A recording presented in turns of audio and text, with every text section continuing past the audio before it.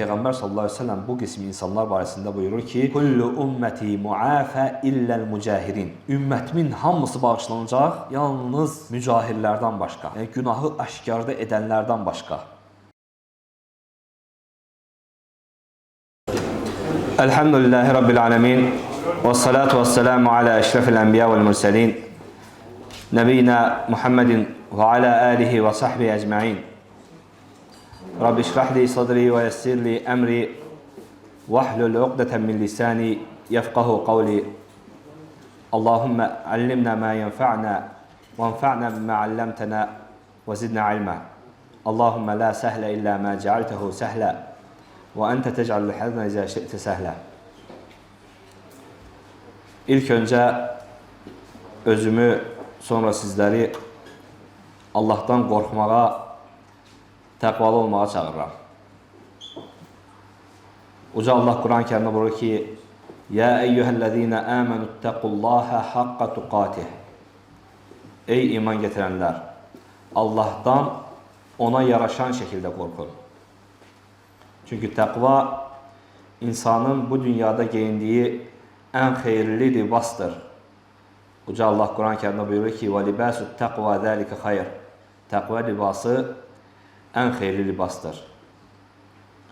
Eləcə də təqva insanın bu dünyadan topladığı ən xeyirli azüqədir. Uca Allah Quran-ı Kərimdə buyurur ki: "Və tezavvadu fe inne xeyrezzadit taqva." Özünüzə azüqə toplayın. Həqiqətən ən xeyirli azüqə təqvadır. Təqva sözünün mənası, bu barədə alimlər danışıblar. Səhabələrdən tutmuş tabeinlərə və ondan sonra gələnlərə onların sözləri təqva barəsində müxtəlifdir, amma məna olaraq eynidir.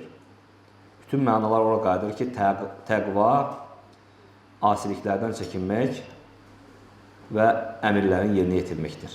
Yəni Allahın qadağan etdiklərindən çəkinmək, Allahın əmr etdiklərini yerinə yetirməkdir.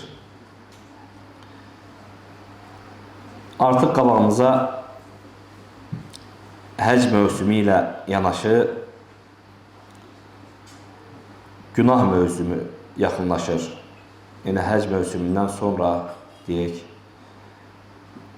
yay mövsümü yaxınlaşır. Bu da günahların çox olduğu, qadınların çılpaqlaşdığı, fitnələrin çoxaldığı bir mövsümdür. Belə bir vaxtda özümüzə qayıtmağı və imanımızı təzələməyi özümə borc bildim. Çünki insan bir mövsüm gəlmədən ona hazırlaşmalıdır. Həc edənlər həccə hazırlaşmalıdır. Namaz qılanlar namaza hazırlaşmalıdır. Qabaqdan fitnə gəlirsə, fitnəyə hazırlaşmaq lazımdır. Hazırlıqlı olmaq, möhkəm olmaq lazımdır ki, o fitnələrə düşməyəsən. Bilirsiniz, çılpaqlıqların çoxaldığı bir vaxt qiyamətin əlamətlərindəndir. Və bu da insanda onu göstərir ki, insan, yəni vaxt getdikcə insanlar qiyamətə daha yaxınlaşır, daha da yaxınlaşır. İnsanlar çılpaqlaşır, günahlar çoxalır. Və günahlardan olan zina da, göz zinası da böyük və təhlükəli bir məsələdir. Bilirsiniz, zina böyük günahlardandır. Həlak edici böyük günahlardandır. Göz zinası onu aparan yoldur. Uca Allah Quran-ı Kərimdə buyurur ki: "Və la taqrabu zina." Zinaya yaxınlaşmayın. Alimlər buyururlar ki, zinaya yaxınlaşmaq zinanın gərəkdirdiyi şeyləri etməklə olur. Yəni baxmaqla, dinləməklə və s. kimi. Necə ki, Peyğəmbər sallallahu əleyhi və səlləmin getirdiyi hədisdə İsrail övladlarından getirir. Buyurur ki, onların vaxtı bir abid var idi, Allah'a ibadət edən var idi. Gecə gündüz Allah'a ibadət edərdi. Və onun yaşadığı kənddə olan insanlardan bəzisi, bir qadının qardaşları öz bacıların buna əmanət edərək səfərə çıxırlar. Öz bacıların evində əmanət edir. Deyir ki, gedib ona sadəcə yeməyin verərsən ki, biz gəlinə kimi ölməsin, sağ qalsın, sənə əmanətdir. Və şeytan vəsvəsə verir, bu hədisi məşhur hədisdə bilirsiniz, vəsvəsə verir, hətta o qadını görür, o qadına baxır. Baxandan sonra ona qarşı hissləri oyanır və s. Ondan sonraki zinaya düşür, övladı olur, sonra o övladını da öldürür, sonra o qadını da öldürür. Axırda ona ölüm hökmü oxunur, ölüm anında şeytan gəlib deyir, boyun əy, sənin buradan qurtarım. Şeytana boyun əyən vaxtı boynu vurulur. Görün, günah, bir göz zinası, bir günahın başlanğıcı insanı haradan haralara aparır. Ona görə bu göz zinası, ümumiyyətlə asiliklər insanı həlak edir. Yəni, asiliklərin kiçikinə, böyüyünə baxmayasan, hədisdə gələn kimi, hədisdə Peyğəmbər sallallahu aleyhi ve sellem buyurur ki, İyyəkum vəl-muhqiratil zunub. Sizi kiçik günahlardan və yaxud günahları kiçik görməkdən çəkindirirəm. Çünki onlar insanın üzərində o qədər toplanar ki, hətta insanı həlak edir. Kiçikdir deyib eləyirsən, balaca günahdır, kiçik günah deyib eləyirsən, o qədər toplanar ki, insanı həlak edir. İbn-i Qayyim Rahiməhullah Fəvaid kitabında günahların aqibəti barəsində danışır. Buyurur ki, günahların aqibətindən bir neçəsini qeyd edir. Buyurur ki, günahlar insanı az şeylərə müvəffəqiyyətə aparır. Yəni, müvəffəqiyyətin azlığına aparır. Pis fikirlərə aparır. Haqqı gizlətməyə aparır. Qəlbin fəsad olmasına aparır. Allahı zikirdən uzaqlaşmağa aparır. Vaxt itkisinə aparır. İnsanlardan uzaqlaşmağa aparır. İnsanın özü ilə Rəbbi arasında olan tənhalığa aparır. Qəribliyə aparır. Duanın qəbul olmamasına aparır. Qəlbin bərklənməsinə, sərtlənməsinə aparır. Eləcə də ömrün və ruzinin bərəkətinin getməsinə aparır. Eləcə də elmdən məhrum olmağa aparır. Zəlillik libası geyinməyə aparır. Düşməni yumuşaq görməyə, düşmənə qarşı yumuşaqlığa aparır. Köksün daralmasına aparır. İnsanın vaxtını aparan, qəlbinə fəsad verən pis dostlarla tanış olmağa aparır. Eləcə də uzun uzadı qəm-qüssəyə aparır. Sıxıntılı həyata aparır. Halının sıxılmasına aparır. Allahın zikrindən qafilliyə aparır.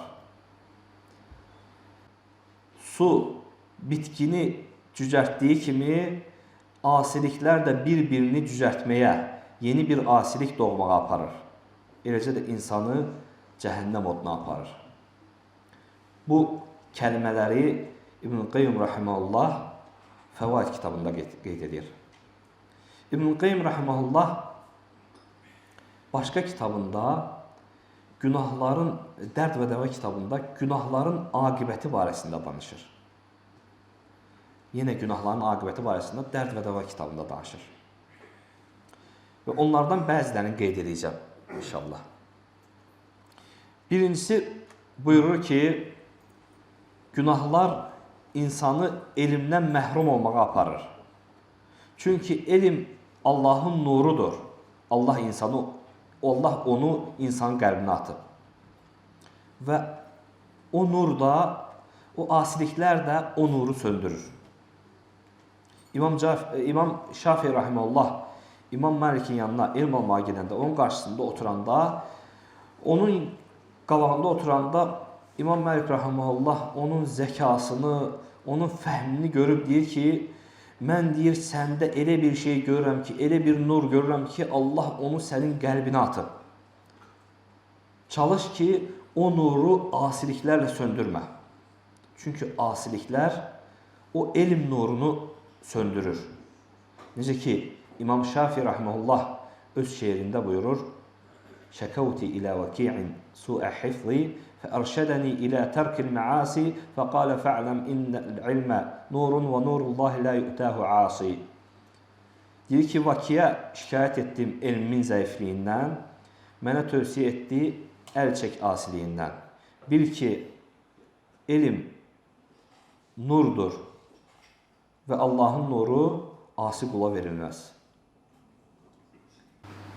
Yəni, çünki bu elmlə, çünki asiliklə bu elm, bu nur bir yerdə toplanmaz. Bir yerdə toplanmaz.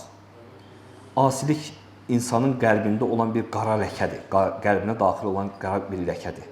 Elm isə orada olan bir nurdur. O nur orada olanda, o asilik orada daxil olarsa, o elmdən məhrum olur, məhrum edir insanı. Eləcə də İbn Cəlləd rahimehullah buyurur ki, mən bir gün elə bir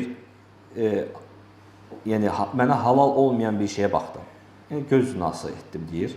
Mənə salihlərdən biri dedi ki, sən deyir harama baxırsan, bil ki bu haram bir müddət sonra olsa belə səni ziyarət edəcək.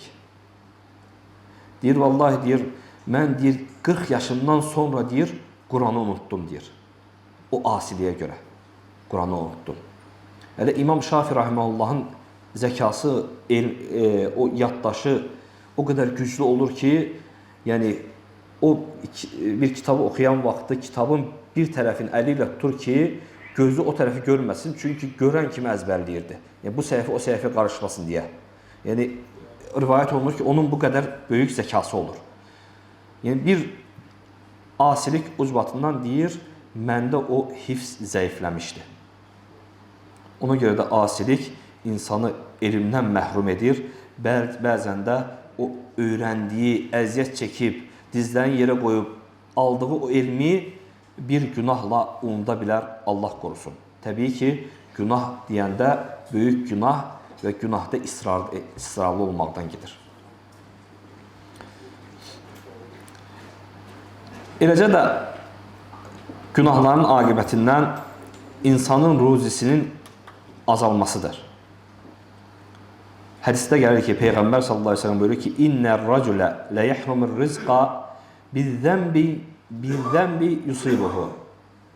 Deyir, bir kişi etdiyi bir günaha görə o ruzisindən məhrum olur. Etdiyi bir günaha görə. Çünki ruzi Allah tərəfindən sənə verilən bir paydır. Ruzi pul deyil, mülk deyil. Ruzi pul da ola bilər, ev də ola bilər, geniş ev də ola bilər, salih qadın da ola bilər, əməl salih övladlar da ola bilər. Sənə verilən hidayət də ruzidir, elm də ruzidir. Yəni, Allahın sənə verdiyi bu qədər ruziləri etdiyin asiliklə onlardan məhrum ola bilərsən, onları itirə bilərsən. Eləcə də buyurur ki, asiliklər insanı Rəbbi ilə özü arasında olan qəribliyə, tənhalığa aparır və ya özü ilə insanlar arasında olan qəribliyə aparır. Bəzən olur, insanın başına gəlir, görürsən, sıxılırsan. Bu qədər dünyada, ətrafında o qədər insanların olmağına baxmayaraq özü tənha hiss edirsən. Bəziləri buna adını qoyub depresyona girmişəm, depressiyaya girmişəm. Bu insanın etdiyi günaha görədir. Allahla Allaha ibadət etdiyi halda sanki özünü tek hiss edir, qərib hiss edir. Sanki o qədər insanın arasında bu tekdir. Salihlərdən bəziləri, sələflərdən bəziləri buyurur ki, mən deyir, bəzən Allaha asilik edən vaxtı bunu hətta öz heyvanımdan belə, zövcəmdən belə və eləcə də öz heyvanımdan belə onun əxlaqında görürdüm. Mənə necə rəftarında görürdüm. Yəni, hətta heyvanın belə sənə qarşı rəftarı elədiyin asiliklərə görə dəyişə bilir. Eləcə də günahların aqibətindən insanın işlərinin çətinləşməsidir. Hara gedir, qarşısına bir problem çıxır. Hansı işə əl atır, ora qapı bağlı olur və yaxud o qapı çətin açılır.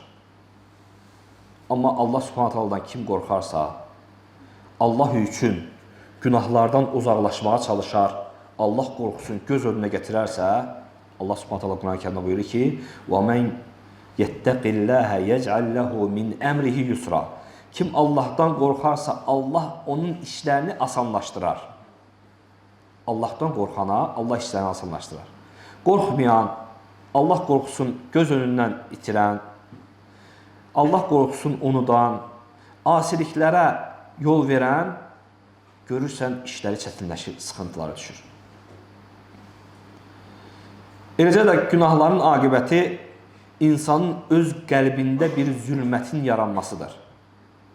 İnsanın bu zülməti onun gözlərinə də vurması, hətta üzünə vurması, gözlərinin rənginin dəyişməsi, üzünün qaralmasına kimi aparır. Günah insanın qəlbinin dəyişməsi. Hətta bu günah o qədər çoxalır ki, bu zülmət o qədər çoxalır ki, o insanı bidətlərə, zəlalətlərə, özü də istəmədən həlakə aparır. Sanki qaranlıq gecədə gedən bir kör kimi. Kör onsuz da gündüz də görmür, amma qaranlıq gecədə zülmət daha da artır. Tək tənha çöldə gezən kimi olur. Heç də görmür. Heç də qarşısına nə çıxır, ondan başı çıxmır. Və bu günahlar insanın zülmətin üzünə verir, üzünə vurur. Abdullah ibn Abbas radiyallahu anhuma buyurur ki, deyir, xeyir işlər üçün insanın üzünə bir işıq vardır.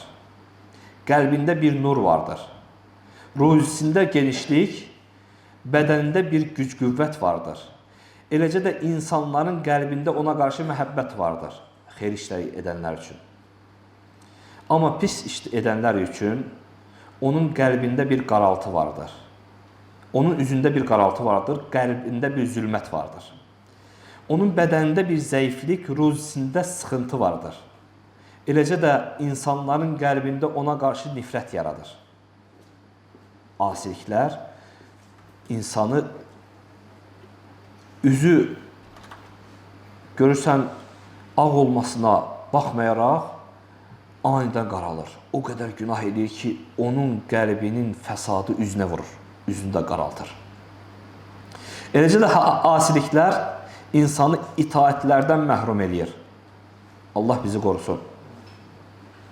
İtaətlər, yəni təsəvvür edin ki, Allah Subhanahu taala Qüdsi hədisdə buyurur ki, qulun mənə etdiyi ən xeyirli ibadətlər nafilə ibadətləridir.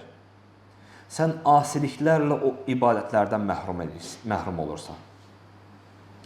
O asilik səni hansısa bir Allaha itaət etməkdən məhrum edir.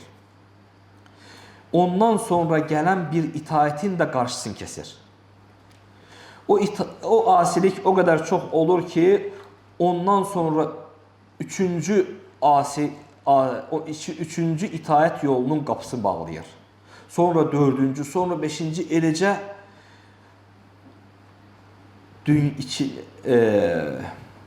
xeyri, dünya və onun içindəkilərindən daha çox olan bir ibadət o asilik üzündən tərk olunur. Təsəvvür edin, nə qədər insanı xeyirlərdən məhrum edir.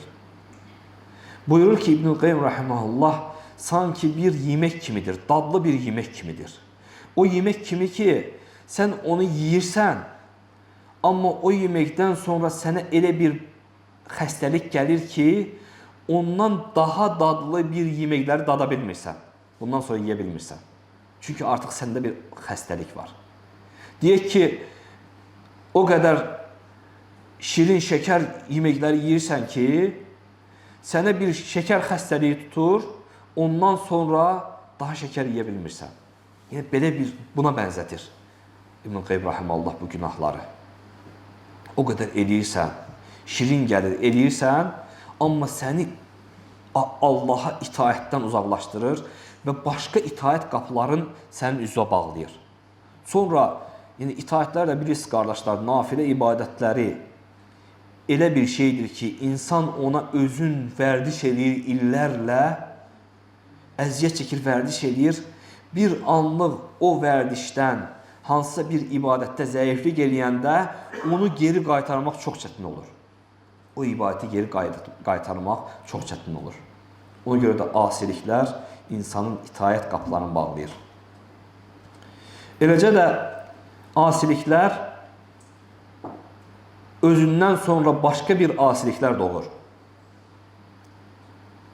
Bununla hətta insan o qədər o asilikləri eləyir ki, o asiliklərdən o asiliklərdən ayrıla bilmir. O ayrılmaq ona çətin gəlir. O qədər günahlar eləyir.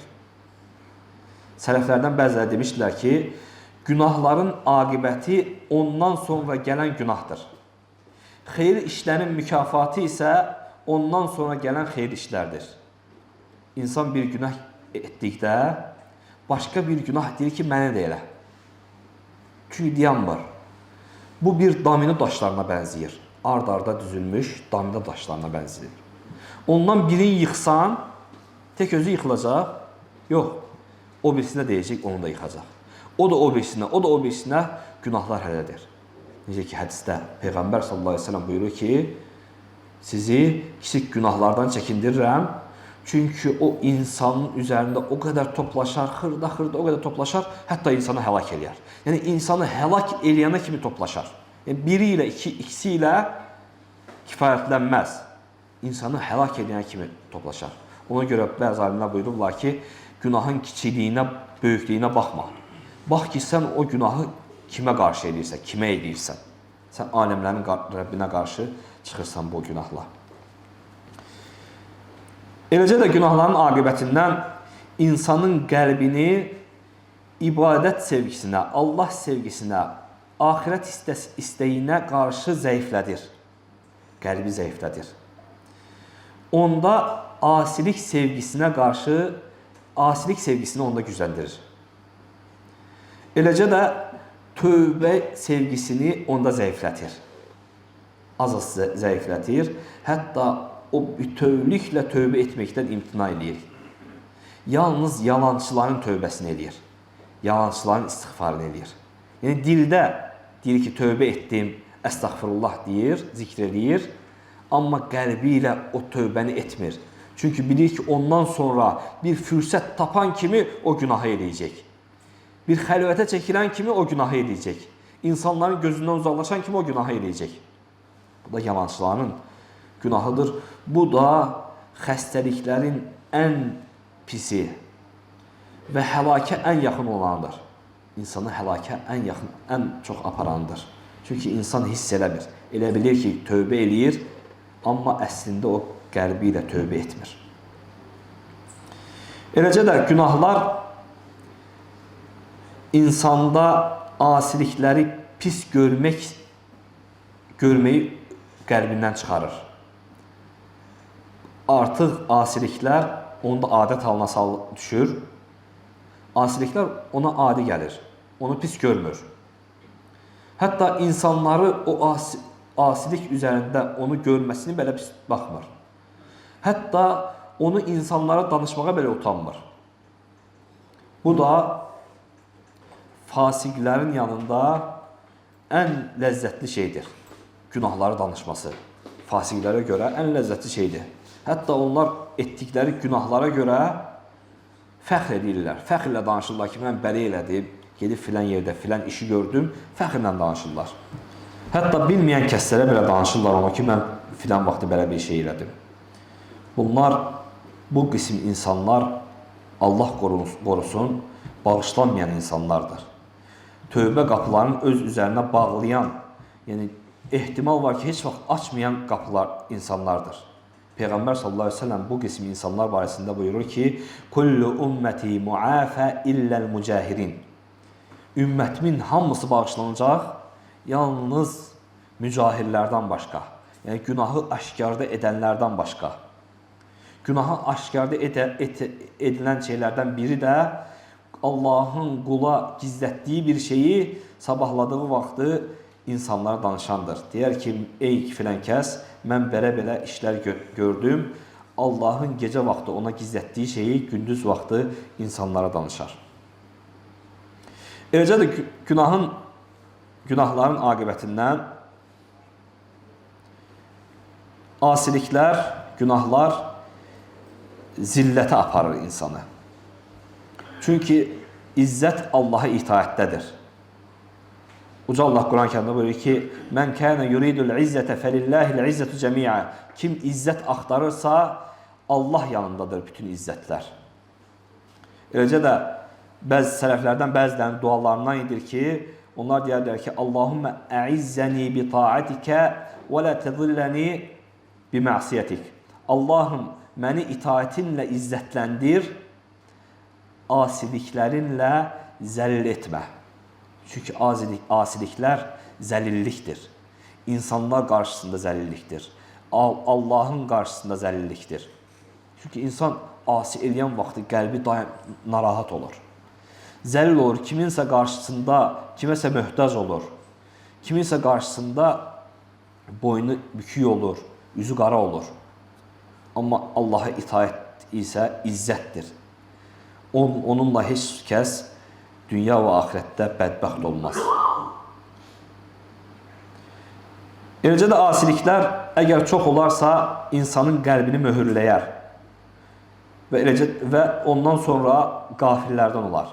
Sələflərdən bəziləri buyurardılar ki, bu ayə barəsində: "Kəllə bərran alə qulubihim mə kanu yaksibun." Xeyr, onların etdiklərinə görə qəlbləri günahlara bürünmüşdür. Buyururlar ki, bu həzə zəmbu bə'də zəmb. Bu günahdan sonra başqa bir günah etməkdir. Başqa bir günaha yol açmaqdır. Bəzi alimlər buyururlar ki, günahlar çoxaldıqca o qəlbin ətrafını bürüyür. Yəni bu da qəlbdə elə bir şeydir, qəlb təmiz olan bir şeydir, asiliklərdən təmizdir. Asiliklər çoxaldıqca o təmizlik o günahlarla bürünür. Sonra asiliklər çoxalır, günahlar üstünləşir, təmizliyi üstələyir. Sonra qəlbə möhür, qıfıl vurulur, xətm vurulur. Və burada da qəlbə də örtük yaranır. Bundan sonra da insan hidayətdən, bəsirətdən sonra insanın başına bu gələrsə, bu deməli yüksəkdən alçaqlığa düşmüş olur. Ondan sonra da şeytan onun üzərində oturur, istədiyi yönə yönəltir. Eləcə də günahların aqibətindən insanın qeyrətinin getməsidir. İnsan o qədər günah eləyir ki, artıq insanı qeyrətsizliyə aparır. Yəni, ailəsi barəsində düşünmür. Görürsən, ailəsinin bəzi etdiklərinə məhəl qoymur, fikir vermir. Allah qorusun, bu da insanda olan qeyrət hissini aparır. Çünki Peyğəmbər sallallahu aleyhi ve sellem xeyrxahların, təqvalıların ən xeyirlisi idi, insanların ən xeyirlisi idi. Və Peyğəmbər sallallahu aleyhi ve sellem buyurur ki, mən sizin aranızda ən qeyrətlinizəm və Allah məndən də daha qeyrətlidir. Əgər Peyğəmbər sallallahu aleyhi ve sellem ən xeyirlidirsə, deməli, xeyir insanı qeyrətli olmağa aparır, xeyir işlər. Asiliklər isə insandan qeyrətə aparır, Allah qorusun. Eləcə də asiliklərin aqibəti insandan həyanı aparır. Çünki həya elə bir şeydir ki, Peyğəmbər sallallahu əleyhi və səlləm buyurur ki, hədisində "Əl-həya'u xayrun kulluhu." Həya hamısı xeyirlidir. Həyanın azı da, çoxu da xeyirlidir. Başqa hədisdə Peyğəmbər sallallahu əleyhi və səlləm buyurur ki, "İzə ləm təstəhi fəsna' mə şi'te." Əgər utanmırsansa, həya etmirsən, nə istəyirsən et. Asiliklər edən şəxs birincisi insanlardan utanmır. Həya sifəti qalmayıb. İkincisi və ən böyücü isə Allahdan utanmır. Allahdan utanan şəxs Allaha qarşı çıxmaz. Allaha qarşı asilik etməz. Asilikdən sonra dərhal tövbə edər, onun ardınca dərhal xeyir bir əməl gətirər. Çünki Peyğəmbər sallallahu əleyhi və səlləm hədisində buyurur ki: "Fəttəqillaha haythuma kunt və fəətbi'is seyyi'atel hasenete temhuha." Allahdan harda olursan ol, Allahdan qorx. Günahın ardınca dərhal bir savab əməl gətir ki, o onu silsin. Təqva əhli belə olmalıdır. Təqva əhli əgər Allahdan qorxursansa, sən günahın ardınca dərhal bir xeyir əməl, tövbə edib bir xeyir əməl etməlisən ki, o günah səndə qalmaz, o silinsin. Eləcə də günahların aqibətindən o qəlbi aləmlərin Rəbbinə təzimə zəiflədir. Yəni Rəbbini təzim etmirsən, Rəbbini əzəmətli tutmursan. Çünki asiliklər o qədər çoxalır ki, qəlbi zəiflətir. Eləcə də günahların aqibətindən insanı muhsin dairəsindən çıxarır. Xeyirxah insan ihsan dairəsindən çıxarır. Necə ki, biz 3 əsasda keçdik ki, İslamın 3 mərtəbəsi var. İslam, iman, ihsan. O ihsan dairəsi ən üstün mərtəbəsidir İslamın. O da Allahı görürmüş kimi ibadət etməkdir. Əslində sən onu görməsin də, o səni görürmüş kimi ibadət etmək. Deməli, sən aləmlərin Rəbbinə asilik edirsənsə, deməli bu dairədən çıxdın. Çünki sən o cür ibadət etsən, bilirsən ki, Rəbbin səni görür. Sən necə Rəbbinə asilik edə bilərsən? Eləcə də bunun içində asiliklər insanı ihsan dairəsindən çıxartdığı kimi xeyirxah işlərdən də çəkindirir. Xeyirxah işlər görməyə əli gəlmir. Asiliklər imkan vermir. O qədər çoxalıb ki, artıq xeyir işlərə əli gəlmir. Eləcə də asiliklərin asiliklərin aqibətlərindən nemətlərin getməsi, bəlaların gəlməsidir. Allah qorusun. Əli radiyallahu anh buyurur ki, insana baş verən hər bir günah, bəla, başına gələn hər bir bəla onun etdiyi bir günaha görədir və bəla da tövbəsiz aradan qalxmır. Mütləq günahdan sonra bir tövbə eləmək lazımdır. Nasuh tövbə eləmək lazımdır. O günaha qayıtmayacaq bir tövbə eləmək lazımdır. Peşman olaraq tövbə eləmək lazımdır. Dil ilə tövbə etdim yox. Qəlbinlə tövbə etmək lazımdır.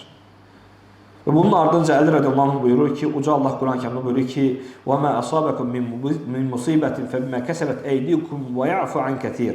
Sizin başınıza gələn hər bir müsibət öz əllərinizlə qazandığınız günahlarınıza görədir və Allah hələ çoxunu keçir sizə. Sonra Uca Allah buyurur ki, ذَلِكَ بِأَنَّ اللّٰهَ لَمْ يَكُيْ مُغَيِّرًا نِعْمَةً أَنْعَمَهَا عَلَى قَوْمٍ حَتَّى يُغَيِّرُوا مَا بِأَنْفُسِهِمْ وَأَنَّ اللّٰهَ سَمِيعٌ عَلِيمٌ. Bu ona görədir ki, Allah bir qövmin öz əllərində olduğu şeyləri değişmədikcə onlara olan nemətini değişməz. Allah eşidəndir, biləndir. Deməli, insan birinci özünü değişməlidir. Günahlarını tərk eləməlidir ki, Allah ona göndərdiği bəlaları, imtihanları, əzabı aradan qaldırsın. İnsanın başına bəlalar gəlirsə, özün qınasın. Öz nəfsini qınasın. Özünü hesabata çəksin ki, mən harada günah eləmişəm. Başqa ayədə Uca Allah buyurur ki, İnna Allah la yugayyiru ma biqawmin hatta yugayyiru ma bi anfusihim. İnsanlar özünü dəyişmədikcə Allah onları dəyişməz. İnsanlar çalışmalıdır ki, özləri günahlardan çəkinsin ki, günahları özündən uzaqlaşdırsın ki, Allah ondan bəlaları uzaqlaşdırsın. Eləcə də günahların aqibətindən Allahın o günahkarı ifşa etməsidir. Abu Darda radiyallahu anh buyurur ki, əgər Allaha itaat edən şəxs 7 qapı arxasından Allaha itaat edərsə, o itaatin təsirini Allah insanlara nə vaxt olursa olsun çıxarıb göstərər. Eləcə də əgər Allaha asi olan kəs 7 qapı arxasından Allaha asi olarsa, o asiliyin təsirin, əsərin, izin insanlara Allah Subhanahu taala o 7 qapı arxasından çıxarar. Eləcə də bəzi sələflər buyurlardılar ki, necə ki bayaq da qeyd etdik, mən Allaha asi olduğum vaxtı bunun təsiri mən zövcəmin, övladımın, eləcə də heyvanlarımın əxlaqında görürdüm. Onların mənə qarşı olan əxlaqında görürdüm, davranışlarında görürdüm. Eləcə də günahların aqibətindən duaların qəbul olmamasıdır. Peyğəmbər sallallahu aleyhi ve sellem hədisində səfərə çıxan, uzun səfərə çıxan bir kişini, saçı dağılmış, üstü toz torpaq olan bir kişini qeyd edir.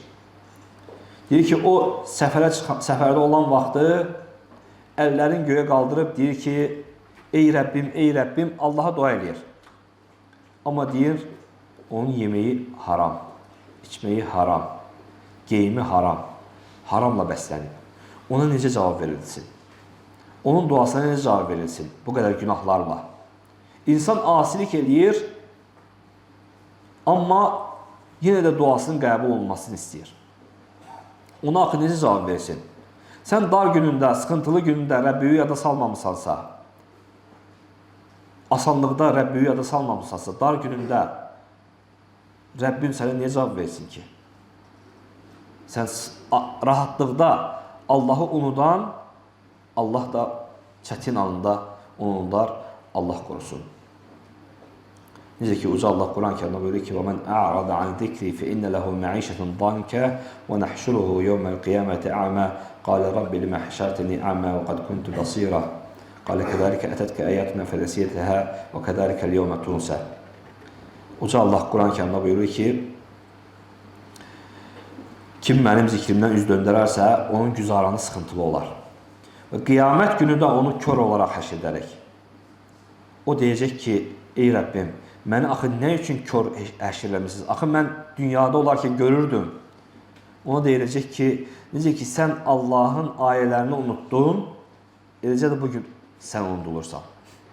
Rahatlıq vaxtı Allahı unudan, çətinlik vaxtı da Allah onu unudar. Allah qorusun. Eləcə də günahın aqibətindən, bu da sonuncusudur inşallah, aqibətindən pis sonluqdur. Allah bizə xeyirli sonluq nəsib eləsin. Fudayl ibn İyad rahimehullah qeyd edir ki, buyurur ki, onun ən xeyirli tələbələrindən, ən elmli tələbələrindən biri olur. Ölüm anında Fudayl ibn İyad rahimehullah onu ziyarət edir. Ölüm anında ona deyir ki, la ilahe illallah dinən. O da üz döndərir. Demir və eləcə də ölür. Deyir, Fudayl ibn İyad rahimehullah 40 gün sonra onun yuxusunda görür. Deyir ki, sən mənim ən elmli tələbələrimdən idin. Görür ki, onu cəhənnəmə sürükləyirlər. Deyir, sən mənim ən xeyirli tələbələrimdən idin. Necə oldu ki, sən bu sonluqla öldün? Deyir ki, mən 3 şeyə görə bu sonluqla öldüm. Birincisi nəmmamlıq idi, ikincisi həsəd idi, üçüncüsü də bir vaxt mən xəstələnmişdim, deyir. Həkim mənə dedi ki, get, içki iç, onunla şəfa tapacaqsan. Deyir, mən də içdim. O haramı eləyib, hətta xəstə anında o haramı əl atıb. Allah qorusun, o da o səbəb olub ki, belə pis sonluğa aparır. Ona görə qardaşlar, asiliklər insana başka bir asilik getirip insanı helak etmeyince ondan el çekmez. Ona göre de insan fasik derecesine düşmemişten qabaq Allah'a tövbe eləsin gerek. Allah bizi fasiklik derecesine düşməkdən qorusun. Fasik kimdir? Böyük günah edən veya kiçik günahda ısrarlı olanlardır. Kiçik günahdır deyip fikir vermir, eləyir. Tövbe eləmir. Hətta insanlara da fikir vermir. Götürür, insanlar qabağında günah eləyir. İnsanlar göre günahları eləyir. Bu da fasikliğe aparar onu. Allah korusun. Allah Subhanahu Kur'an-ı Kerim'de fasikler barəsində nə qədər şiddətli ayələr olduğunu bilirsiniz. Allah'tan istəyirəm ki, Allah bizi xeyirli qullarına etsin. Ona doğru şekilde, düzgün şekilde, layıqlı şekilde təqvalı olan qullarına etsin. Bizi asiliklərdən qorusun, kiçiyindən və böyüyündən qorusun. Bizi bura cəm etdiyi kimi Firdaus cənnətində cəm etsin. Subhanakallahumma bihamdik və əşhədu en la ilahe illa ente və estəğfiruke və etûbu ileyk.